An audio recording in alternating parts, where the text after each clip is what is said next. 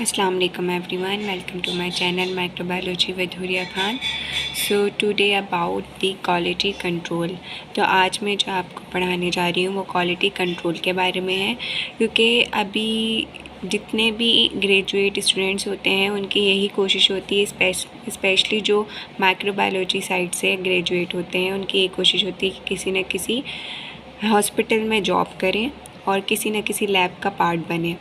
तो मैंने स्पेशली उन स्टूडेंट्स के लिए वीडियो बनाई है जो रिसेंटली अपने टेस्ट वगैरह दे रहे हैं या इंटरव्यूज़ पे जा रहे हैं लैब की जॉब के लिए, हॉस्पिटल की जॉब के लिए, जो चाहते हैं कि हम बड़े से बड़े इदारे में जॉब करें, जैसे कि आगा खान है, लियाकत नेशनल है और भी बहुत लम्स है। तो इन सब में जो जिनके विषय के या इस्लामाबाद साइड जाके अच्छे हॉस्पिटल्स में जॉब करें तो वो ये वीडियो लाजमी देखें, क्योंकि आज मैं आपको सारी डिटेल्स बताने वाली हूँ QC की। क्योंकि आपको पता है कि अब जो है ज़्यादातर जो अच्छे लैब्स हैं बड़े लेवल पर जो काम कर रहे हैं डाउ वगैरह, तो ये सारे एनालाइज़र पे वर्क कर रहे हैं। मैनुअल वर्क अब ऑलमोस्ट ख़त्म हो चुका है, ज़्यादातर एनालाइज़र्स आ गए हैं और उसमें आता है QC। ठीक है, अगर QC नहीं भी आता तो मैनुअली काम करने के लिए भी आपको क्वालिटी कंट्रोल का पता होना बहुत ज़रूरी है। तो बिना टाइम वेस्ट किए अब हम चलते हैं अपने लेक्चर की तरफ। Quality control. तो सबसे पहले क्वालिटी कंट्रोल होता क्या है, इसकी हम डेफिनेशन को देखेंगे। तो व्हाट इज़ QC। सबसे पहले जब आप इंटरव्यू के लिए जाते हैं तो आपसे पूछा जाता है व्हाट इज़ QC। तो आप बता सकते हैं QC refer to the measures that must be included during each assay run to verify that the test is working properly. QC का मीनिंग होती है क्वालिटी कंट्रोल, यानी किसी भी चीज़ की एक क्वालिटी। अब जब आप मार्केट में जाते हैं, जब आप कोई अपनी ड्रेस वगैरह परचेज़ करते हैं, बैग लेते हैं, कुछ भी लेते हैं, तो आप सबसे पहले जो शॉप कीपर होता है उसे पूछते हैं कि भाई इसकी क्वालिटी क्या है, फिर ही आप लेते हैं। अगर अच्छी क्वालिटी का कपड़ा होता है तो आप लेते हैं, और अगर अच्छी क्वालिटी का कपड़ा नहीं होता तो आप उसको छोड़ देते हैं। इसी तरह लैब्स में भी होता है कि अगर कोई अच्छी क्वालिटी की लैब्स हो जो क्वालिटी कंट्रोल के साथ काम करें तो ही हम उनको प्रेफरेंस देते हैं और वहाँ से अपनी टेस्टिंग करवाते हैं। तो इस डेफिनेशन की भी यही मीनिंग है कि ऐसी मेयर करना जो कि वेरीफाई कर सकें कि वो जो काम हो रहा है, जो टेस्ट हो रहा है, वो प्रॉपर्ली पूरे प्रोटोकॉल्स के साथ हो रहा है, उसको हम क्वालिटी कंट्रोल कहेंगे। उसके बाद जो सेकंड टर्म है वो आती है क्वालिटी इंश्योरेंस। इंश्योरेंस आपको पता है कि इंश्योरेंस क्या होती है कि कोई भी ऐसी ज़मानत देना, किसी चीज़ की ज़मानत देना। अगर हम उर्दू मीनिंग में देखें तो इंश्योरेंस की मीनिंग होती है ज़मानत देना, किसी चीज़ की हम ज़मानत दे रहे हैं। जैसे कि अगर हम कोई भी कपड़ा ख़रीदते हैं तो जो दुकानदार होता है वो कहता है मैं इस कपड़े की गारंटी आपको दे रहा हूँ कि अगर ये 1 दिन में या 2 दिन में फट जाए तो आप वापस ला के अपने पैसे ले जाइएगा।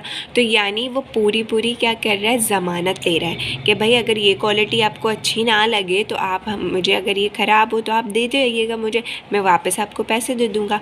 तो ये आता है क्वालिटी एश्योरेंस में। बहुत ही सिंपल अल्फाज में आपको समझा रही हूँ ताकि आपके लिए समझना लेक्चर ईजी हो जाए। सो इसकी डेफिनेशन भी पढ़ लेते हैं हम कि अगर आपको डिफ़ाइन लिखना हो, अगर आपका स्क्रीनिंग पेपर हो तो आप किस तरह उसमें लिखेंगे। Quality insurance is defined as the overall programme that ensures that the final result reported by the laboratory are correct. मतलब इस बात की ज़मानत देता है क्वालिटी इंश्योरेंस कि जो है एश्योरेंस के आपका जो QC है, आपका जो रिज़ल्ट जा रहा है, जो आपकी लैब से रिज़ल्ट निकल रहा है वो मुकम्मल तौर पे क्या है, करेक्ट है। The aim of quality control is simply to ensure that the result generated by the test are correct. However quality assurance is concerned with much more, that the right test is carried out on the right specimen and that the right result and right interpretation is delivered to the right person at the right time। तो ये आपको बहुत ही आसान अल्फाज में ये मैंने slides बनाई हुई हैं, तो आपको ईज़िली होप सो समझ आ गया होगा। अब हम आगे चलते हैं और नेक्स्ट स्लाइड पे देखते हैं कि आपको कौन सी नई टर्म सीखने को मिलेगी। अब हमारे पास आती है इम्पोर्टेंट टर्मिनोलॉजीज़। अब क्वालिटी क्या होती है, क्वालिटी कंट्रोल, ये 2 वर्ड से मिलकर बना हुआ है। तो क्वालिटी है क्या, the degree to which a set of inherent character fulfils the requirement. Quality मतलब होता है जो आप चीज़ चाह रहे हैं वैसी चीज़ आपको मिल जाना, है ना। जिस चीज़ की आपको ज़रूरत है वो चीज़ आपको मिल गई है, वो चीज़ आपको मिल रही है, तो दैट इज़ कॉल्ड क्वालिटी। तो हम उसको कहेंगे दैट इज़ क्वालिटी।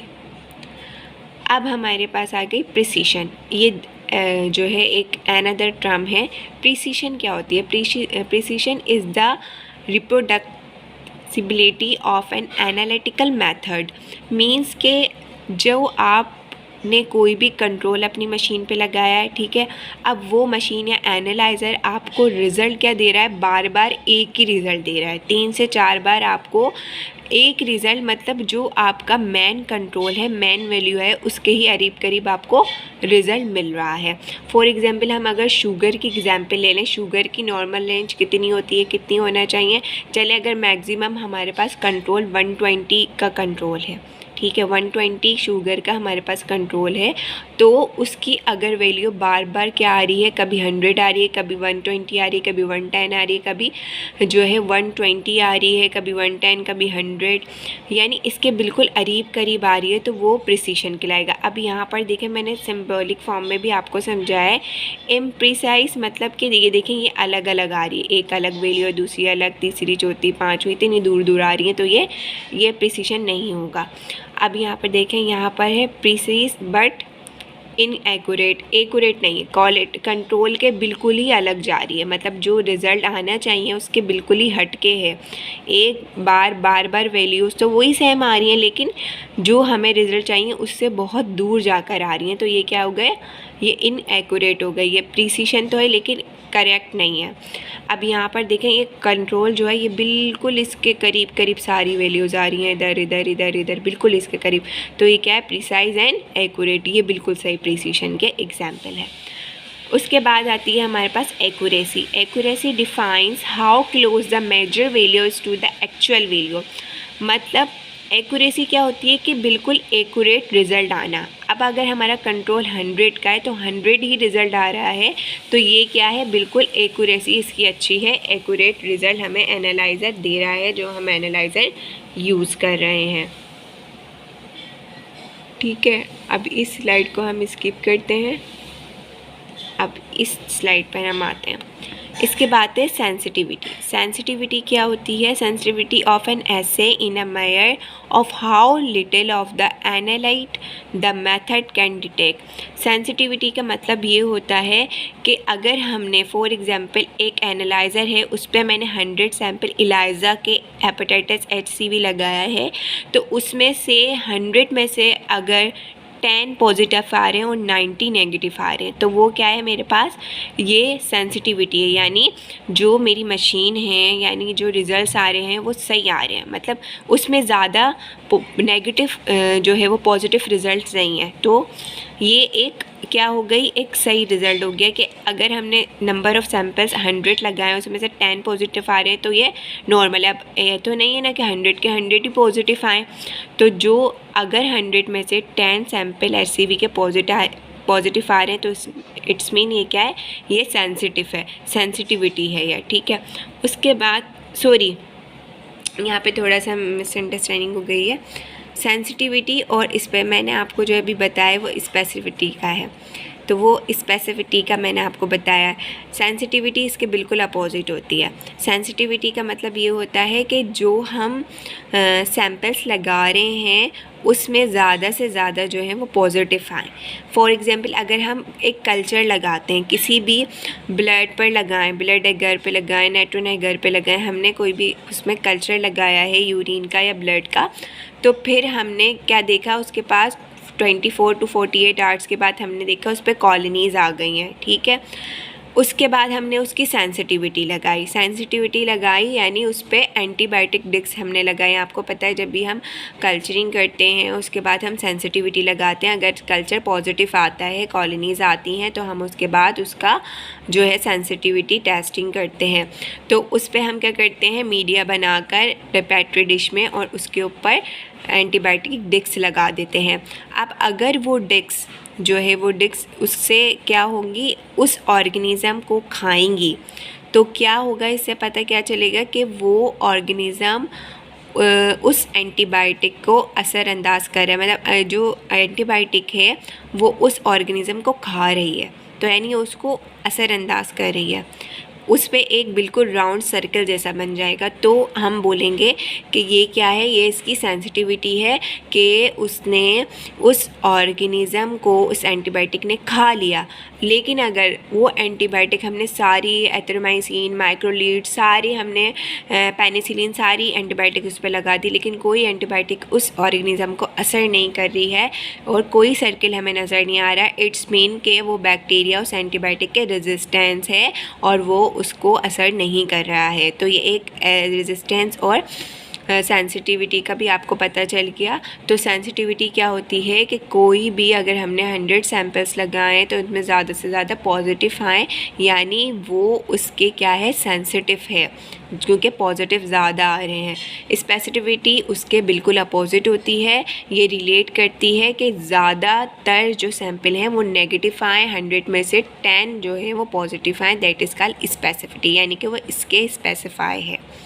तो इसमें थोड़ी मिस्टेक हुई, इसके लिए सॉरी कहती हूँ, लेकिन ये चीज़ यहाँ पे क्लियर हो चुकी है। अब हमारे पास आते हैं स्टैंडर्ड और कंट्रोल। तो बहुत सारे स्टूडेंट इसमें भी कंफ्यूज हो जाते हैं कि स्टैंडर्ड क्या होता है, कंट्रोल्स क्या होते हैं। तो मैं आपको बताती हूँ इन दोनों का मेजर डिफरेंस क्या होता है।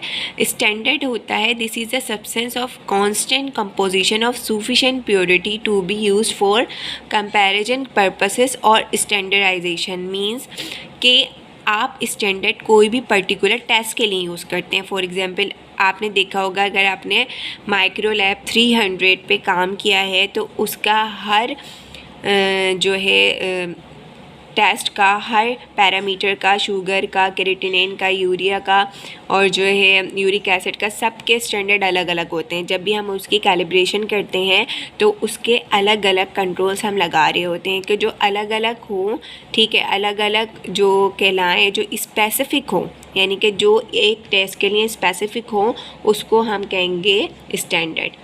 उसके बाद control, this is a sample which is chemically and physically similar to unknown specimen. Control क्या होते हैं, जो हमारे सीरम जैसे, जो हम केमिकली खुद ही प्रिपेयर करते हैं, लेकिन वो बिल्कुल ऐसे होते हैं जैसे हमारा सैम्पल होता है। अननोन सैम्पल मतलब जिसकी हमें वैल्यू नहीं पता हो, अननोन स्पेसिमेन जिसकी हमें वैल्यू नहीं पता हो, तो हम उसी जैसा सेम क्या तैयार करते हैं, कंट्रोल तैयार करते हैं, तो उसको हम कंट्रोल कहते हैं, यानी अननोन स्पेसिमेन। ठीक है, स्टैंडर्ड की ये नॉन कंसंट्रेशन होती है और कंट्रोल जो है वो अननोन स्पेसिमेन की तरह हम बनाते हैं। तो ये इनका मेजर डिफरेंस है। ठीक है, a solution preparation of pool of collected human और एनिमल स्पेसिमेन और artificially derived material intend for use in the QC process, जो हम QC प्रोसेस के लिए यूज़ करते हैं बेसिकली। ठीक है, चलते हैं नेक्स्ट स्लाइड। अब हमारे पास आता है कैलिब्रेटर। कैलिब्रेटर क्या होता है, अ मटेरियल और सोल्यूशन ऑफ नॉन कंसंट्रेशन और activity intensity use to calibrate और adjust a measurement procedure. It is also use to calculate the concentration of unknown sample as standard.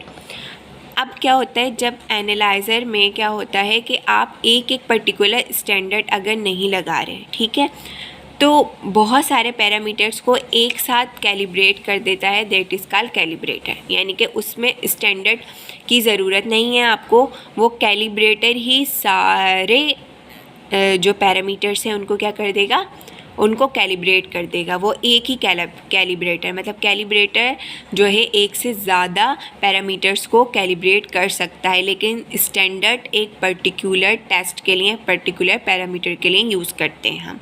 तो ये है इसका बेसिक डिफरेंस। ठीक है, बहुत सारे बच्चे कंट्रोल और जो है इसमें कैलिब्रेटर में और स्टैंडर्ड में बहुत कंफ्यूज हो जाते हैं, इसलिए मैंने आपको थोड़ा सा क्लियर कर दिया।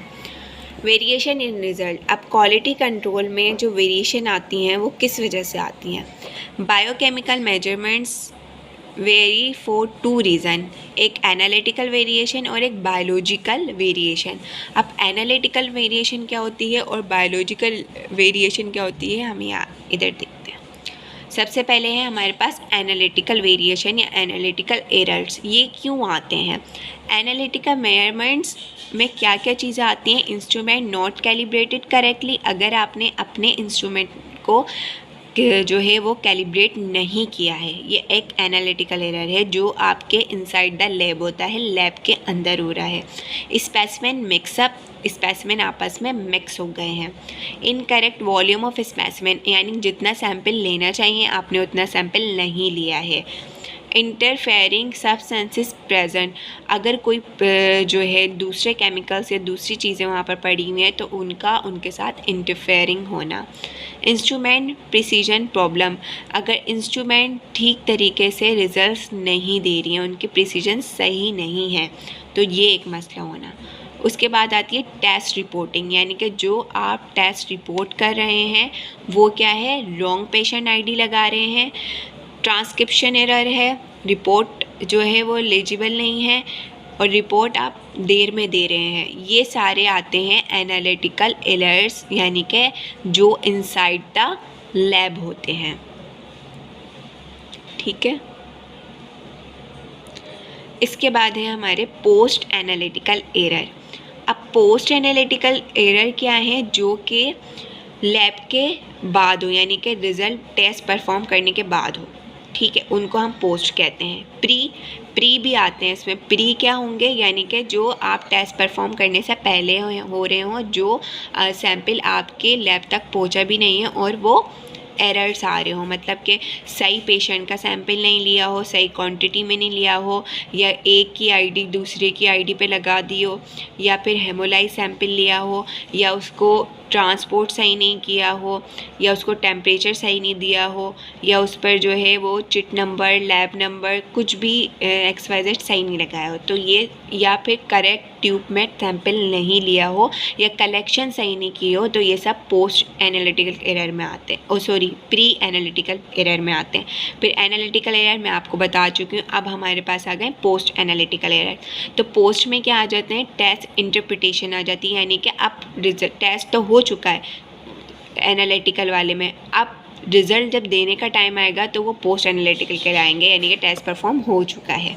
Interfering substance not recognize, specificity of the test not understood, precision limitation not recognized, analytical sensitivity not appropriate, previous values not available for comparison। तो ये सारे आते हैं पोस्ट एनालिटिकल एरर में।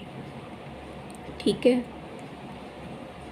अब हमारे पास है कि how to control these errors, हम इन एरर्स को किस तरह से कंट्रोल करें। तो ये मैं अपनी नेक्स्ट वीडियो में बताऊंगी, क्योंकि वीडियो बहुत ज़्यादा लंबी हो गई है।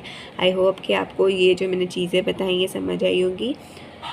प्लीज़ मेरे चैनल को लाइक करें, सब्सक्राइब करें और अपनी फ्रेंड्स फैमिली के साथ शेयर करें, ताकि मैं ज़्यादा से ज़्यादा अच्छी वीडियोस बनाऊं। और मुझे कमेंट में बताएं भी कि मैं कौन से टॉपिक्स में जो आपको मुश्किल लग रहे हैं वो इजी करके बताऊं, या मेरी वीडियोस में अगर कोई करेक्शन आनी है या कोई भी चीज़ है तो आप मुझे एडवाइस भी कर सकते हैं। ओके, सो प्लीज़ इसको ज़्यादा से ज़्यादा लाइक और शेयर करवाएं। Thanks for watching. If you any confusion, any question, please you can ask me. Thanks for watching. अल्लाह हाफ़िज़।